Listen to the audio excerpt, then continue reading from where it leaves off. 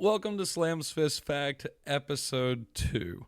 Episode 2 because all the major platforms took down our podcast, so we're starting over. I am Brandon, here with the Han Solo to my Chewbacca, the Doc to my Marty, and the Jules Winfield to my Vincent Vega, my co-host, Richard. Rick, how are you doing today? Excellent, man. Excellent. How are you today? Wonderful. Did you get the last reference? Yes. Okay. For everybody out there Modern that Family? doesn't know, huh? Modern Family? No, Jules Wait, Winfield what to did you say? Vincent. Jules Winfield to Vincent Vega. I'm not gonna lie, I didn't even hear that. That's Pulp Fiction. Yeah, That's I Sam got you. Jackson and John Travolta. Not gonna lie, totally thought you said something else. Either way, I didn't. So that's what you are. But but everybody, welcome to Slam's Fist Fact, Episode 2. We hope you're back. If you're new, welcome. We try to have a fun time here. So we're gonna jump right into our first segment, and I'm gonna try something that's called "What Are You Drinking?" Hope they can hear So the what are you pop. drinking today? Ginger ale, Ginger ale? Nice, nice. sugar-free I'm ginger ale. ooh. I'm drinking some high quality H2O right here. Oh, it's at the perfect 65 to 85 room temperature water. Yep. But anyway, I totally forgot to do this last podcast with her. What are you drinking? But like always, like we used to do in the podcast that doesn't exist anymore. Thank you, Mac, for giving us that recommendation of telling us we should add a what to drink. I know you commented last week and we're excited that we're back. So I still wanted to give you the shout out for you're the reason that we do what you're drinking. So love you, Mac, for that one.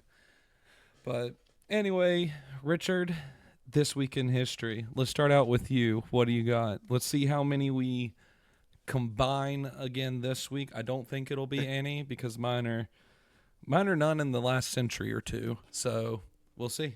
Okay. Then I don't think we're gonna have overlap really, but Actually, we'll one of check it mine out. is. I lied. Oh well.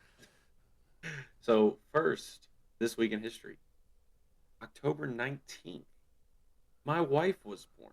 A wonderful wife Wit, who listens to the podcast and who supports me to help me be able to record this podcast.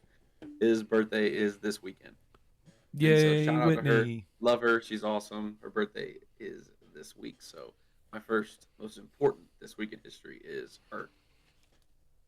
There you go. Yay, Whitney. So my more important than Rick's is this Saturday is Rick's wife's Whitney's birthday.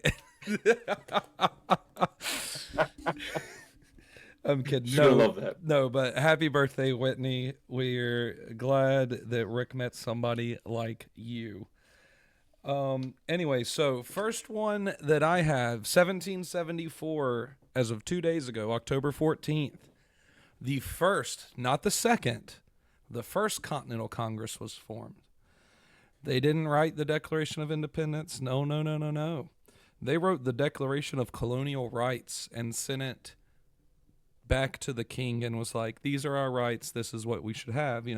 Taxation with representation, stuff like that. The Second Continental Congress didn't meet until about a year and a half later at the end of 1775 or in the beginning of 1776, a couple months before they wrote the Declaration on July 2nd. Fun fact, not the 4th. We celebrate the press release, not the day it was written.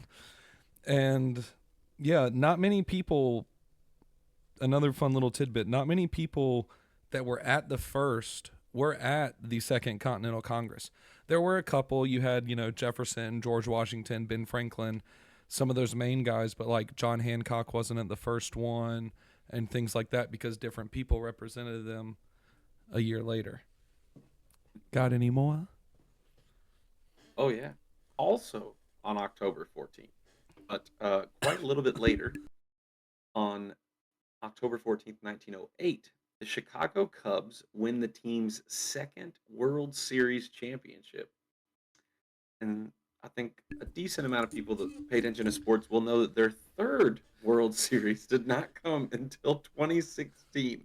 the 108-year drought of the Chicago But it Cubs. was so great to see. It was so great to Oh, witness it the was history. wonderful. Oh, Wonderful. But so yeah, their second World Series was this week in history. yeah.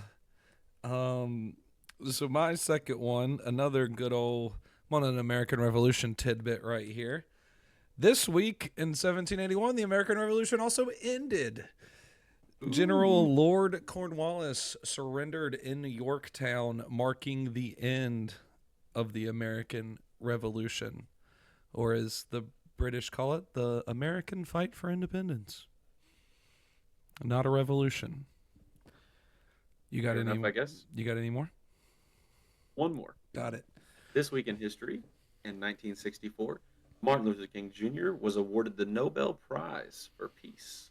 Ooh, that's cool. Yeah. Fun. Now y'all get an extra one because I just read this and I didn't write it down because I thought Rick was. This week, also, way after, they commemorated Martin Luther King Jr. Day to be a federal holiday in January. So, same week, different years. My last one is on October 20th, so this coming Sunday. In 1977, the Leonard Skinner plane crashed, killing Ronnie Van Zant and the guitarist Steve. And I'm sorry I don't remember your last name, but I know your first name's Steve. And he would have survived, but because there were people that survived, right? Like their other guitarist that plays Freebird survived. He would have survived, but he was drunk and not buckled in, and he was standing up and yelling at someone. Fun fact. I think that's how he would have wanted to go. I agree. Uh, It's crazy to think that those guys were only around and made so many good hits in 4 years. yeah, it's a wildly short time span for the popularity they started gaining during that time. And you have to think like people that know Leonard Skinner that aren't like super diehard fans. Clearly, like diehard fans know what songs were Ronnie Van Zant's and what were the next guy, which was either his cousin or his brother that took over. It's either his brother that took over and his cousin is the lead singer of 38 Special, or vice versa. I can't remember which one's his brother, which one's his cousin, but he's still a Van Zant. So it's like they don't know anything besides that guy because they still tour today Yeah. as those Leonard Skinner. The only great thing that has ever came out of Jacksonville, Florida, is Leonard Skinner. Can't tell me anything else cool has ever came out of Jacksonville. Besides Leonard Skinner. The music capital of the world now. Jacksonville, Florida. Who would have thought? Wow. Yeah, I did not know that. Fun facts. You have any more this week's in histories? I don't. We bought Alaska this week, by the way. In the 1800s, not in 2024.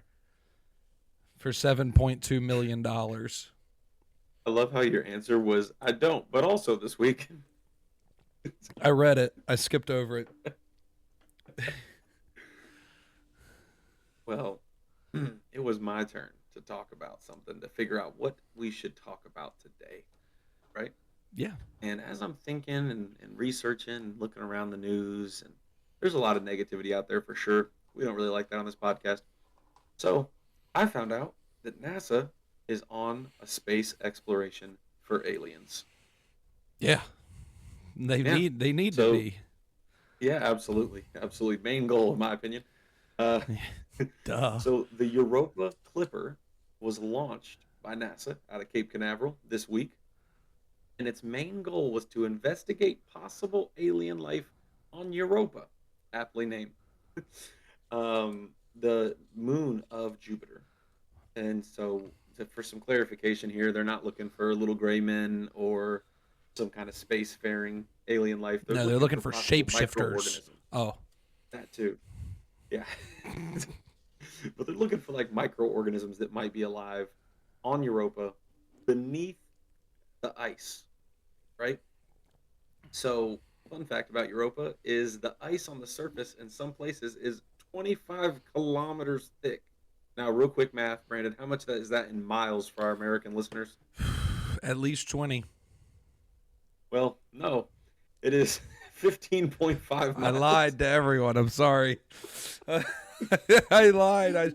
I should figure this out. I guess I have to use the metric system for 1 week coming up. So That is true. You're going to need to get familiar, sir. But scientists theorize there is a liquid ocean beneath that huge chunk of ice on the surface. And so that's what this probe, this Europa Clipper, is set out to find. But what's just, to me, just as interesting as the mission itself is how they're doing it. So I'm a big movie buff. Brandon likes movies, probably more than me. And Definitely. if we remember the movie Armageddon Yeah. and how they do the slingshot maneuver and how Thornton is explaining it to the crew, Mm-hmm. that is kind of what they're doing with the Europa Clipper. They are launching it in orbit so it circulates around Earth and then drifts off, catches Mars's orbit, slingshots, Oh and shit, we're drifts doing a off double on. slingshot here. We are. Oh god. So that it drifts off into Europa's orbit. Now, when I was looking this up, the distance that it's going to travel is 1.8 billion miles. Now, one of the reasons that's really crazy is it's nowhere near that far if you were to draw a straight line from Earth's orbit to Jupiter's orbit, where Europa's going around it, right? But because of the huge circular pattern that is the double slingshot, it is traveling crazy far. And it is going to get there before the probe launched in Europe earlier this year. Yes, yes, it's crazy. It's crazy. I don't So know. not only are we going to look for aliens in the ice, we're time But we traveling. beat Europe at something else. Mm. Again. It is expected, let's see, it is expected to arrive in roughly 6 years. 2030 is the estimated arrival time on Europa. What the fuck? Hey, man, things take time. 1.8 billion miles. Better be 5 years if it didn't slingshot around Mars. I bet it's at least 20 kilometers. Has to be. Has to be at least that. 15 miles for everyone who was wondering. Know that now. So does one, I don't know how many of y'all out there want this to be true, but I want aliens to be a thing. Absolutely. Like, so if they find a microorganism that holds life, that's cool. I want this Europa thing to land and a 3-foot tall thing shoot a laser beam at it and it gets destroyed right after that video footage gets sent back to Earth. That's what I want to have. That. Huh? But I said I don't know about the odds of that, but Pretty the good if you concept, ask all though, the people down in New Mexico and Utah and Nevada. maybe. But the concept of if there is life starting on another planet so far distant from ours, right? But still in our same solar system, is that means it's easier to propagate life on other planets than what some people have thought in the past, scientists thought in the past. Meaning that there could be 3 foot tall gray men that shoot laser beams They would somewhere have to. else They would have to far be. away. They would have to be tiny. Why would they have to be tiny? Now I want to hear your scientific well, I'm theory. just saying on this moon, right? This Mm-hmm. moon is 1/4 the diameter of Earth, right? But it weighs more than Earth, so it's super heavy. But if it's 1/4 the diameter, we all can't fit on there. They got to be smaller. They adapt to the surrounding environment, so therefore, over time, they would adapt to be smaller. Of course, that Yeah. makes way more sense than anything else. Yeah. Hire me, NASA, if you want to find aliens. I'll get it out by the end of the year. Like, I say we just launch Brandon. dude, I don't know if I can do 6 years in a spaceship. Man, that'd be rough. What if you? Well, I guess you wouldn't sleep. Well, you would sleep, but not for the whole 6 years. It's like that movie with one of the Chris's, Pratt, where he like wakes up like halfway to their destination, and it was like 92 years to go or something, so he knows he's like going to die on this spacecraft now. Like, I would be terrified to do that, but also for everyone out there, just know if aliens are a thing or we are going to try to make life on another planet, I will also be the first in line because that's awesome.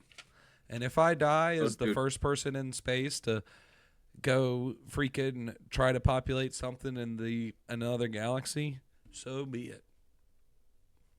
Dude, we're waiting outside that line like Black Friday shopping. Let me tell you. Yeah, dude, I'm gonna have a tent and everything set up. And then people that are waiting in front of me, I'll be like, "Hey, they said it's off. You can just go home, and that way we can get up closer to the line." But there are definitely crazier alien people out there than me. But I want it to be a thing. I want it to be real. Absolutely. I mean, I think they're out there somewhere, but they could be incredibly far away. I think they're already here on Earth, but that's a whole different topic for another. For if y'all want a 3-hour podcast on that, we could talk about that later. I think aliens are already been here and they've been here for a long time. Possible, I guess. Just don't let you know. And I'm not talking about lizard people for all you crazy conspiracy theorists out there that think the entire government's like lizard people from underground or something. I think there are aliens living among us, and they're probing us to see, like, hey, is it cool to contact Earth yet, or are they still freaking crazy? And right now, we're still freaking crazy. And if Brandon goes missing shortly after, I'll make sure to update Slam's Fist Facts socials to let everyone know why the podcast stopped. Yeah. Keep the podcast going. Maybe my alien that abducts me will still let me film via Starlink on his spaceship or something. Hey, man. Or guest on the show.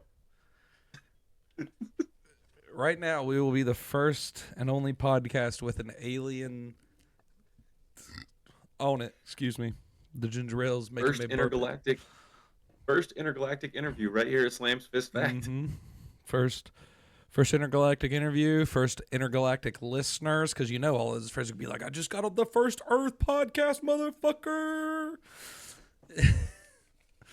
Be so happy. It's going to take some rough translation, but we'll make it work. And I think they can speak any language, man. Oh. I think they're way smarter. I think they're way smarter than us. They have to be able to travel to here. But if they're so much smaller, what if they're not? No, I'm just saying on that one moon, they would have to be smaller to adapt to the environment. I'm just going off what you said, man. Or, all right, guys, you got me with this one, though. Now I'm on it. What if we have the Earth, right? And then the Antarctica wall is real. And then the ice wall is real. And there are other lands beyond the ice wall on Earth that the government doesn't allow us to see, and those are the aliens that are contacting us. I mean, there is an ice wall. Yeah, but I'm saying not really up for debate. But why can't you go past it? Because it gets cold. But then what if it warms back up? What if it's just a wall? What if it's just a wall around our 7 continents, or technically it'd be 6 because Antarctica is part of the ice wall. But what if it's just around that? And then, like, you go to the next land, and that's where, like, freaking Middle Earth is and things like that. Maybe that's how they got their ideas. The Earth? You down? Huh? That's the center of the Journey Earth. To the center of the That's Earth. a whole different thing. Talking about the inner people, the core theory or whatever it's called, the hollow core theory. There we go. People think the core is hollow, and there's people living underground. Well, where else would Jurassic Park be, Brandon? It could be outside the ice wall on another landmass. Nah. Yes. Fact. Oh no! I stopped the stream. No, I didn't. I slammed and it minimized the recording, and I was like, "Oh no!" This is how technical difficulties start, folks. But either way, that's a cool thing. It's cool to see. Maybe we'll find microorganisms, or maybe we'll just drill 15 miles or 25 kilometers for you European listeners into ice and then just find water for all we know.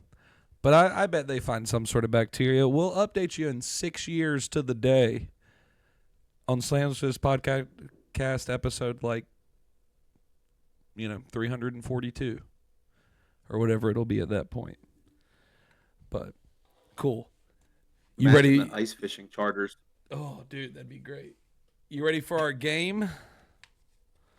All right. Ready as I'll ever be, big boy. All right. So, to go over last week, Rick gave me the top 5 highest grossing rom-coms of all time. So now, I figured I would go something easy to rank you out of 5 with. Mhm. So I stuck with movies as well to make it easy for you. And people are shooting guns outside my window right now, or fireworks. I don't know which one. I hope both. Yeah, firework and guns. Fireworks out of a gun. But anyway, Fireworks lit by gunfire. so I have the top 6, just in case you want to know what number 1 is. Mhm. I have the top 5, and this is from Watch Mojo. So this is a reliable screen source. And then I also looked on IMDb and Screen Rant to like triple check to make sure this was correct. Okay. I want you to name me the top 5 highest grossing war movies of all time. Oh. And now I will Whoa. say there are some caveats to this. This is war, bang bang with guns. It's not like Gladiator's not in it, 300's not in it. Like those Okay. wearing sandals and shields type of wars are not in it. And also Braveheart does not count. Any of those like medieval times movies. These are modern movies to where they're at least using gunpowder and guns to shoot. Mm. I thought this was pretty on I- par with the rom-coms. I'm scared. I don't want you to give me number 1 because I feel like I it might be think one that I would guess. I think you have seen all of these except one. Talking about through the top 6, not number 1. I know for a fact you've seen all of them. If you haven't, we'll stop the podcast and that's what we're going to do. We're going to watch them. But Turn this into a watch but party. out of the 6 that I have, there's only one that I'm skeptical if you have or haven't seen. All the other ones you should have seen. Okay. Now, is this box office in America? Let me just. Yeah, it's try to get a in little bit dollars. clarification. Okay. Asked for a geographic region, and he gave me a currency. Got it. Let me let me look.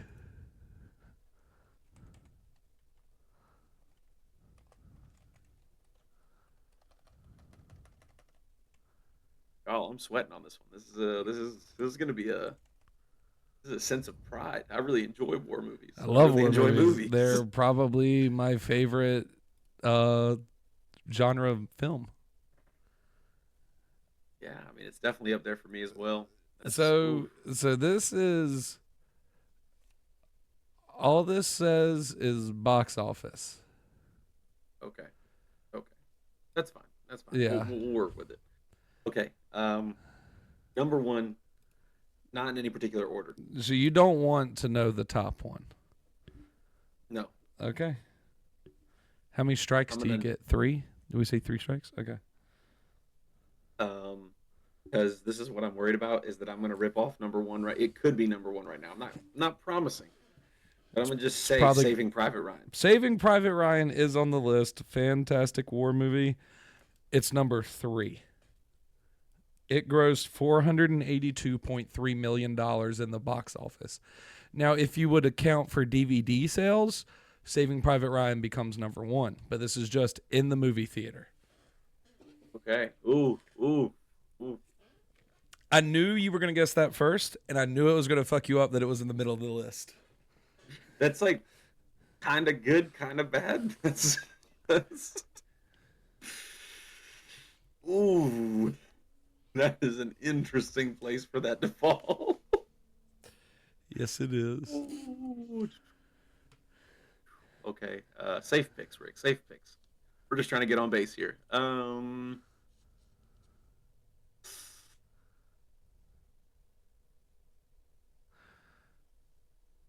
So while Rick's thinking, we'll let him think, and I'll talk to all you listeners out there. Let me know when you're ready to give me another answer. You ready? Uh-huh. Okay, what?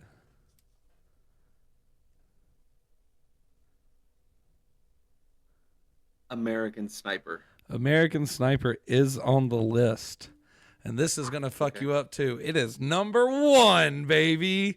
Okay. See, I'm thinking more current, higher numbers in some regard there. Sure. There's some really good old war movies too, though.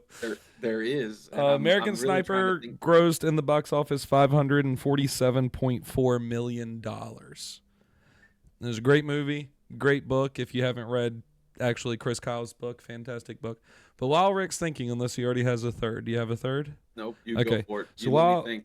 while Rick's thinking, we had him on the podcast that doesn't exist a long time ago. Our buddy Tommy. He hasn't seen a lot of movies. I don't know if he was sheltered as a child or he's just uneducated. Probably the second and the first. Just kidding. We love Tommy's parents. They're amazing. But we created the list of the top 100 IMDb ranked movies, and Saving Private Ryan is on there. We showed him Saving Private Ryan, and the scene at the end, spoilers, where the kind of wimpy guy that's been carrying ammo around everywhere lets the Jewish guy die to the German, where the guy, trigger warning, stabs him, and slowly, and it kills the Jewish guy.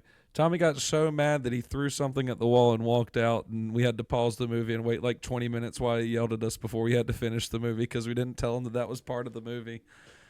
Fun little tidbit of Saving Private Ryan. If your friends haven't seen it, they love war movies, show it to them. Don't tell them about the wimpy thing at the end and watch them get pissed off. It's great.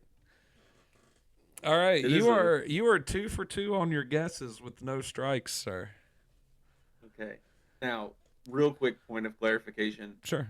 This does not involve like satire, historical fiction, right? Like, let me just say, like, Inglourious Bastards is not on this list, correct? Inglourious Bastards could be on the list because it is a war movie. Okay. That makes it harder. That makes it harder because I'm thinking. I can't like, tell you if it satirical. is or if it's not. I would consider Inglourious Bastards a war movie. What the direction said from the list that I got on Watch Mojo said that sandals and shields aren't involved. But like something like what's the spoof of the war movie that like Charlie Sheen, like Big Shots or whatever it is with Charlie Sheen in it, like that comedy. Same kind of comedies as like Major League and stuff like that. Like Major League would be considered a baseball movie, but like Scary Movie 1, 2, and 3 aren't scary movies. Movies like that don't count, but like movies like, I would say yes, you can't not knock off Inglourious Bastards off of this list because it's a war movie in my mind. Chart real quick. It's called Hot Shots, okay, Part 1 and Part 2. That's what the Charlie Sheen movie's in, where he's like Rambo. And yeah. So like that's not on. That would not be on here, but in a movie type like Tarantino and Inglourious Bastards could be. Okay. The Bear Jew. Let me hope for another safe hit and go Black Hawk Down. Oh, fantastic movie. Very true movie. Very not on this list movie. Black Hawk Down was when I was looking, Black Hawk Down was number 7 or 8 on this list. It was close. Great movie. Fantastic. Great movie. But it's not on here. Ooh, one strike. Ooh. Thought we were going safe hits here. They're safer hits. Ooh. And then for everybody out there, while Rick's thinking, you can keep going. What's your thought?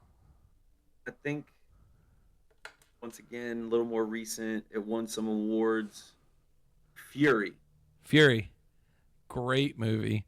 Don't do it to me again. A little crazy on the end. So Fury was number 7. It is not on this list. Brad Pitt Killing was me, in. Smalls. Brad Pitt has been in technically 3 war movies. 2 of them, I swear, he played the same character. Inglourious Bastards character and the Fury character was very close together. They were both great. Ooh, Okay, man. I will give you this since you're at 2 strikes and not halfway answered. Do you want to know what I will give you the hardest one as an answer, and then you have to guess the other 3.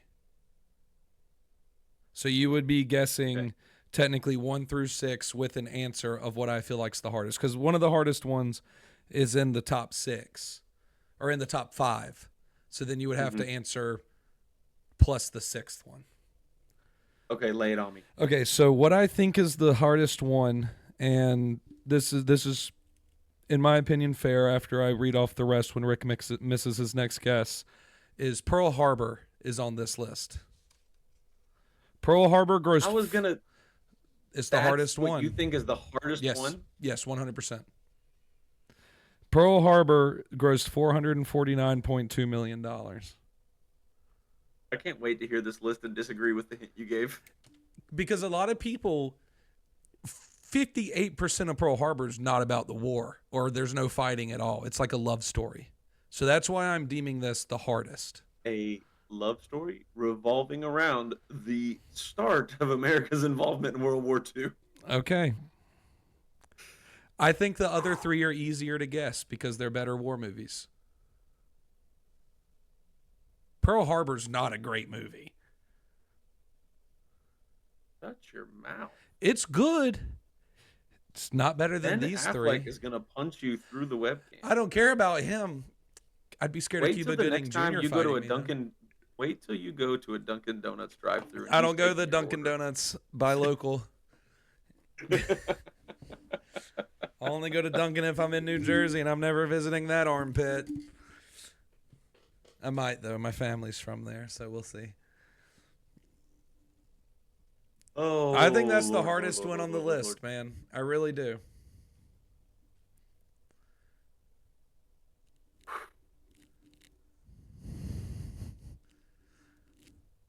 I'm trying to think, not like the best movies. I'm trying to think what ones did the best. Yeah. And that's the only reason Pearl Harbor's on this list. I wouldn't rank Pearl Harbor in my top 5 war movies. No, it wouldn't be in my top 5 either. Right, but it's in the top. It was actually number 4, by the way, of highest box office. So I have 1, 3. You just gave me 4. Yep, you got to guess 2, 5, and 6. All fantastic movies. Okay, this is either going to be like not in the top 10 or it's going to land me a solid shot. Oh, so you're going ballsy. Because like, oh man, I'm trying to think. Like, I never pay attention to box office results. I don't I'm be either. honest. Full disclosure, I do not pay attention. I don't either, but I went 5 for 5 last week because I watch movies, and there's only like whatever. I gave you Little Mermaid. Yeah, and there's also only like 5 good rom-coms. But surprisingly enough, for my rom-com answer, I'm surprised Legally Blonde wasn't on there. Legally Blonde's a fantastic movie. It is, 100%. Anyway, continue. How to Lose a Guy in 10 Days. I was surprised wasn't on there. Or Sweet Home Alabama. How to Lose a Guy in 10 Days is better. Yeah, I'm just saying. Everything we've named is better than Hitch. Whoa. I think Hitch was the worst one on that list. Well, it was number 6. Exactly. So I am correct. Getting back on track to Rick right. losing this game. Rick's either going to get this one go. right or it's not in the top 10. Yeah, it's one of the two. We're going to go We Were Soldiers with Mel Gibson. Oh, dude. My favorite fucking war movie of all time. I love We Were Soldiers. It's not in the top 6. Fun fact, any movie that was about Vietnam was not in this because it's such a controversial subject. So they never did great in the box office. We Were Soldiers is my favorite war movie of all time. All right, starting with number 1, you got it right. It was American Sniper, highest grossing war movie of all time. Number 2, also a very recent, is Dunkirk. Fantastic war movie. See, I just didn't expect that to do so well in the box office. Right, I but guess. how do you not expect it to do well when it's a Christopher Nolan movie? Because Yeah, Christopher Nolan does great. That grossed I 527 swear, if million. Hacksaw Ridge is up here though, Hacksaw Ridge was a great movie, but it's not in here. I loved Hacksaw Ridge. I thought it was great. Andrew Garfield it did was a good amazing. movie. It was a good movie, but see, if it would have cracked top 5 highest grossing war movies, I'd have felt the same All way right. you feel about Pearl Harbor. Number 3, Saving Private Ryan. Rick got that one right off the rip. It fucked him up that if it was number 3. If it was number 1, I feel like Rick would have done better on the list. Not even. I Not, feel like yes. not even gonna lie. Number 4 was Pearl Harbor. That was the gimme that I gave Rick because I feel like it was the worst and also the furthest away from being a war movie in this top 5. Number 5, probably my favorite most recent war movie. Fantastic movie. Only shot continuously except for one frame break was 1917. I didn't see it. And that's the one that I was like, Rick probably hasn't seen. You should watch that because Rick, it is great, dude. It got good reviews. I remember seeing that. I and paid dude, some attention to it reviews. has a great cast. It has Richard Madden, the kid that played Tommen from Game of Thrones is the main character. Benedict Cumberbatch is in it. It's a phenomenal. Mark Strong is in it. It is a great movie, and it is shot. There is one scene in the movie to where it cuts and pans to something else. Other than that, the first half and the second half are shot on a continuous camera. It is really, really good. And then number 6. This is also in my top 5 greatest war movies of all time. Is The Patriot.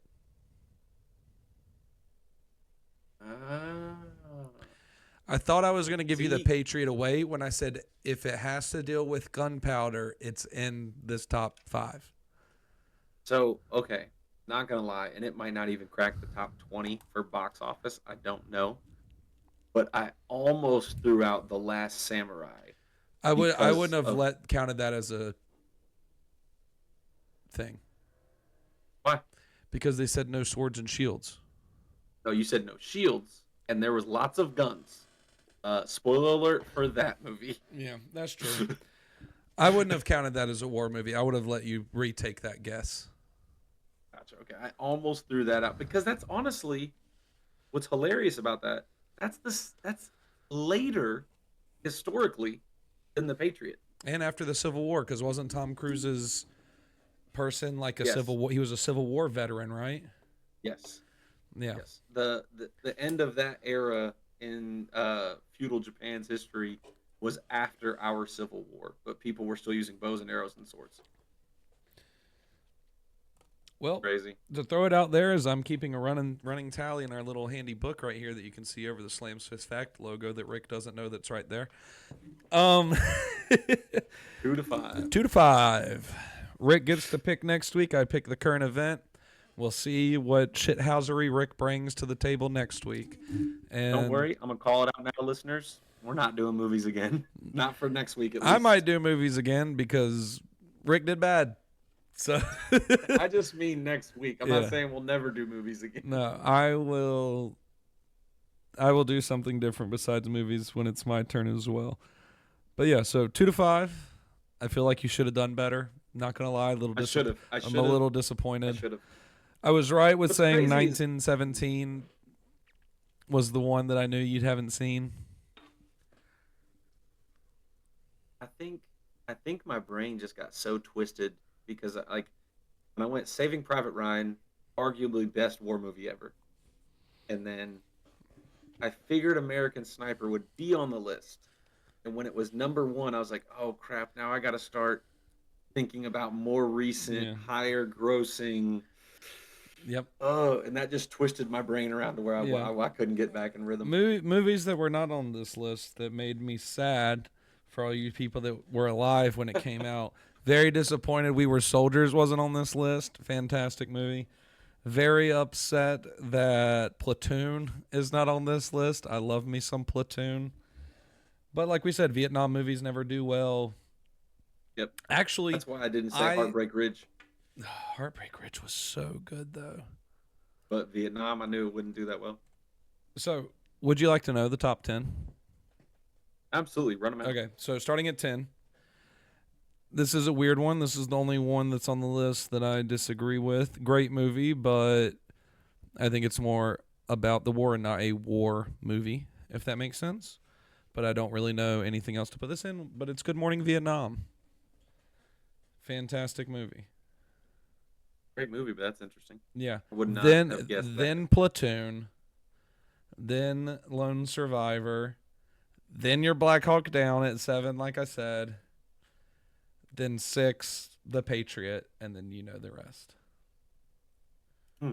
Sorry about that, Richard. Bad beat. It's all right. Happens. It comes and it goes, and it just went bad for you. So, on to our lovely last and final topic of the day: sports. I'll let you start. So let's start with football. Let's start with NCAA football. 2 games of the week. What's one of them, and who's going to win? Oh, see, this is tough. So there are 3 gonna be good games this week, but the 2 that are definitely the most significant. I'm gonna go ahead and call out Alabama, Tennessee, and I'm gonna predict that Alabama loses at Old Rocky Top. Go Vols, baby. Yeah, I hate both these teams. I think Alabama's going to win, so we can put this down. The fact that they lost to Vanderbilt and then they let us beat them for freaking 38 of 40 minutes or 45 minutes, 42 of 45 minutes. It's crazy.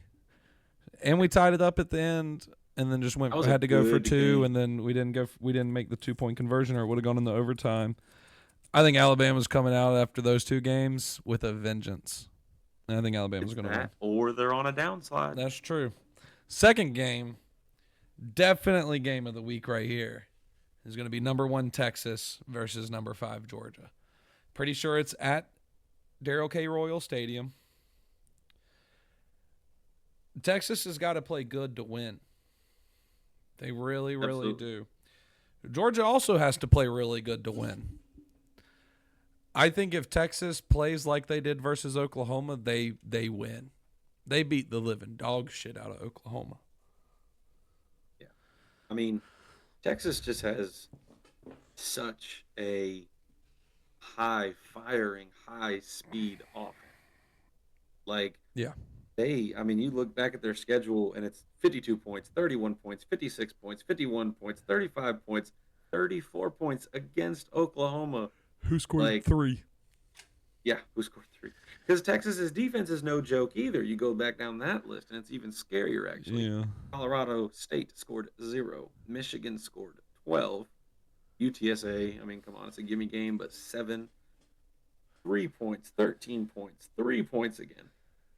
They have not given up a lot, but they are taking everything. It's going to be a great game, and I'm here for it.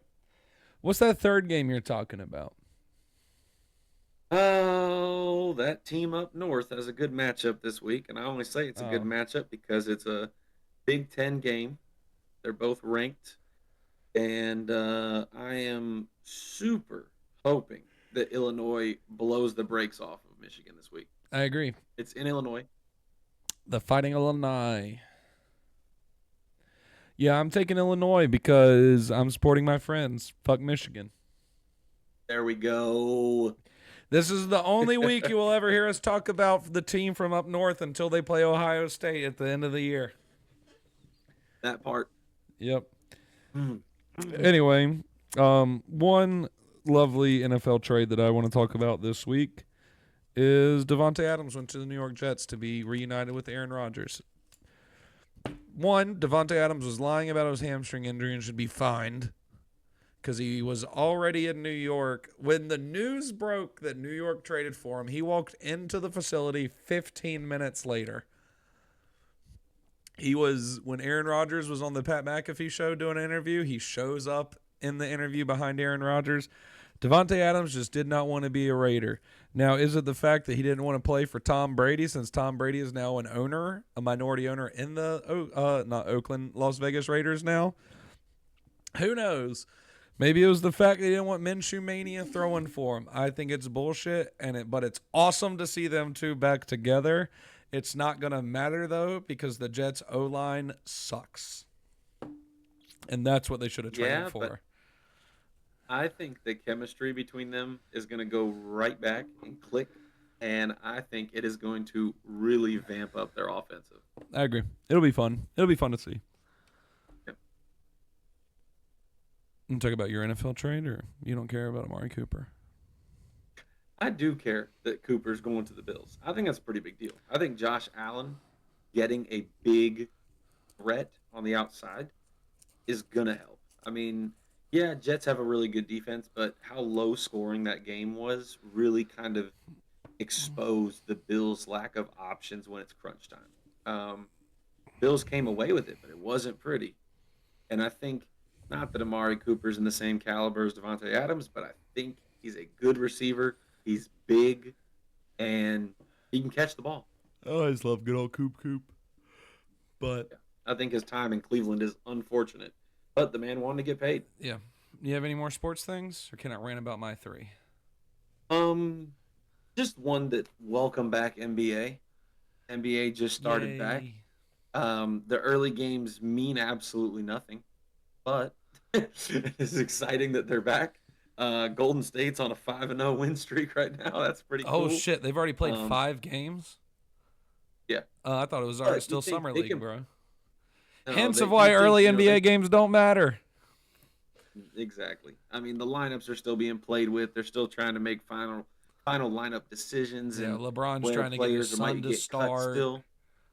What? I said, yeah, LeBron's trying to get his son to start. You know, like. Oh, good old Bronny. It'll be great when we see them on the court. The Lakers should do that at a home game to get the hype out of the way, so they play at the same time. And that's it. But yeah, welcome back NBA. We're super excited. We love the NBA. I know Preston loves the NBA. Go Spurs for him, but fuck the Spurs for me because I'm a huge Mavs fan. So Preston and I respectfully hate each other's guts during this time of the year, so it's okay. Ooh, fun fact about the Mavericks, completely off of the wall here. Luka Doncic in the top 500 Overwatch players in the world right now. Well, welcome to the nerd side of life, baby. While also being a ridiculously good basketball player. Way to be a top 10 current NBA player and top 500 in Overwatch of all time. Play me in Overwatch, add me. So, couple things that I have. Like I said last week, the United States men's national team played our first new game under our lovely coach. We won. We beat Panama 2-0 with our starters. Looks good. I've never seen America press and move the ball as fast as we have since I've been watching soccer. This is a great change to see. And then we played Mexico the other night, and we lost 2-0. First time we lost to El Trey since the beginning of COVID. But you know why it doesn't matter, America? 1, because we have a great coach who's pushing it forward. And 2, we started only 3 of our fucking starters. If we would have started everybody, we would have wrecked El Trey again. I have the utmost respect for the Mexico national team because it is such a great rivalry between us and them. But y'all started a lot of starters and we didn't. How's that going to count for in 2026? We'll find out when we're 2026 World Cup champs, baby. I truly believe it. It's going to happen. Also in soccer, Thomas Tuchel, a great coach that I wanted to come to Manchester United, is not. We're sticking with Erik ten Hag. He's coaching England starting next year, which I think is great. England finally has a good coach. Gareth Southgate stepped down. He's out of there. England finally has a coach. England should have won the last Euro, the last World Cup, the Euro before that. because their team is just a lot better than everybody else's in Europe, but the coach just didn't know what to do with those players. And now you got a coach who's won some champion leagues, he's won some Premier Leagues. You got a good coach over there across the pond. Hey, Brandon, Yeah. it's not coming home. I think the next Euro will go to England. Maybe. Third thing in soccer, my lovely team, Manchester United. I didn't know if you could tell by the 5 scarves that I have or the hat that I'm wearing. I'm a huge supporter of them. I have in my Never dirty noticed. clothes pile right there. Literally, I could put a jersey on right now in the next 2 seconds. Sir Alex Ferguson. There's no arguably about this. He is the greatest soccer coach to ever touch a field. He only won like 20 Premier Leagues, couple Champions Leagues. He's great. Rigged. He hands down the greatest Premier League coach that's ever coached, right? We terminated his advisory contract yesterday to where it could make up, $2.6 million a year or something. And I get it. Ineos, this new partnership that bought us, that's the on-field presence and not the Glazers anymore. I was super excited about that last year when the Glazers finally stepped down and just took on a back role to this group. I feel like that's still great, and I know they're trying to do stuff. But 2 things that they shouldn't have done is stick with Erik ten Hag this long when we're 11th in the Premier League. And the second thing is you don't terminate the greatest coach of all time's advisory contract. You let that man die with that contract. He's already like 83 years old. Just let him live out his life. Is he still going to come to games and support Man United? Yes, he bleeds red. The city of Manchester bleeds red for him. Let him advise the fucking coach for 3 more years before he's like, all right, guys, I'm cool. I'm just going to watch the games now. But whatever. And then my last thing. Not about soccer. It's about baseball. Ooh. 4 teams left to decide a World Series champion. If you are in America and you are not cheering to see a Yankees versus Mets World Series, you are stupid and wrong. Like, yeah, Dodgers, Yankees, that'd be cool. Probably, arguably the 2 best teams in baseball. Yankees, Mets, just the history behind that is awesome. They've only played once in the World Series, and the Yankees swept them. That ain't happening this year if that plays. Nobody wants to see the Guardians play the Dodgers. Oh, scary. Nobody wants to see the Mets play the Guardians. Cleveland, just give up now. Nobody wants to see your team make it. As much as people hate the Yankees, and I hate the Yankees as an Astros fan, by God, I want to see the Yankees play the Mets in the damn World Series, because as a baseball fan, how can you not love an inner city rivalry from 2 different conferences playing for the World Series? How can you not just love that about baseball? So you better cheer for them. The Mets are actually playing right now. Dodgers, Yankees. That's what I want to see. I want to see Ohtani on that highest stage. I don't. I mean, I do eventually, but not this year. Not with the Mets playing so well. Dodgers are up 2-0 on the Mets right now. Series is tied 1-1. So we'll see. It's a long series. It's 7 games. Not if they win 4-1. Almost 5-1. Yeah. Not if they win 4-1. That's true. Anything else, Rick? That's all I got, man. Sweet. Lovely podcast. Glad to do it with you. Just so everybody knows, we record these on Mondays usually to put out on Thursdays. Fun fact for all of you listening to us in the future, this one got recorded on Wednesday night because I fell asleep on Monday night and couldn't record. Yep, But anyway, sir, this is Slam's Fist Fact. For all you slammers out there and you one-fister Tino, shout out to Tino being the fister. If anybody else wants to be a fister, let us know. We'll change it. We'll shout your name out. You can contact us and follow us on Instagram at Slam's Fist Fact. We have a Twitter that we don't use called Slam's Fist Fact. We have a TikTok. It is at Slam's Fist Fact. And if you have any ideas and or questions or anything cool you want to see on the show or cool fun facts in history. If you want to see some top fives that you made up, shoot me the list. Shoot me the list in any of the comments. We have a Gmail at slamsfistfact@gmail.com. I hope you get the trend by now. That's all of our socials. We post this every day on Thursdays on all major platforms. We're on Spotify, we're on Apple, we're on Amazon, we're on Google. And if you want to see our pretty little faces, you can watch us on YouTube too at Slams Fist Fact. But anyway, my name's Brandon, and I'm here with the Chewbacca to my Han Solo, the Doc to my Marty, and the Jules Winford to my Vincent Vega Rick. But until next time, everybody, this is Slam's Fist Fact. I hope you have a good day, and we'll see you later.